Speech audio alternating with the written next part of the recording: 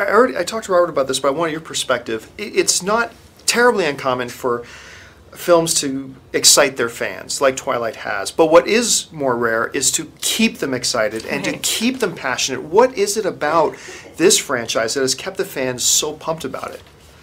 I think it was just that initial hit the books gave them. I mean,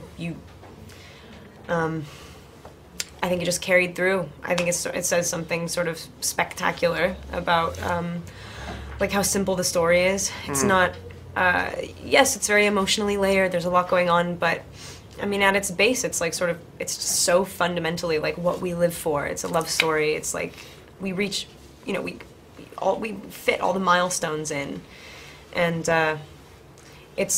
it is a fantasy, but at the same time, it's like, it's not, if you're gonna have a fantasy, this isn't the best. It's tough. It's not like a total ideal situation. So, I don't know, there's a lot to deal with. There's just like, you know, it's sort of, it's never the same thing either. It does change a lot.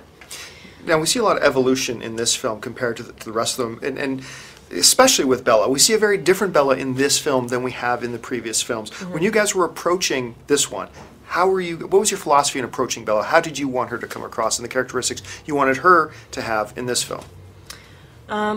I didn't want any more questioning. I mean, that's in the book. I just didn't want it to ever seem like I was trying to convince myself of something. Do you know what I mean? It's really more about convincing other people. And I mean, as much as you have those moments, those personal moments, like before the wedding ceremony actually starts, she does sort of go, but that's only natural. That's not an actual moment of question. That's just nerves. That's physiological. Like, I can't help it.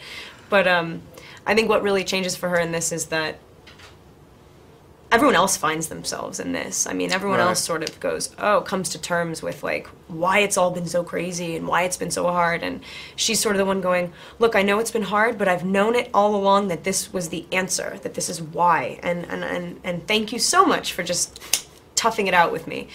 And yeah, I just didn't want it to seem like the same, like, you know, just a kid trying to figure it out. It was like it was trying to hold up all these little images in my head, but like trying to hold up a building that really looks like it should fall, but it doesn't. You know what I mean?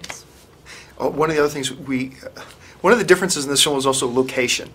Now we've seen the characters travel a little bit, never to a place like where the honeymoon is. Where did you guys shoot that, and what was that like shooting there?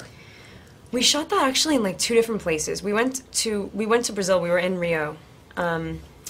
Walking the streets and seeing like real life take place around us, and it is crazy to uproot those characters and put them in such a vastly different place.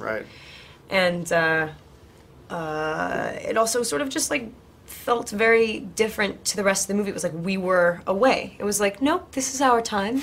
We're in Brazil with it's just me, Bill, and Rob, and no one else. And it was good. It was a good experience.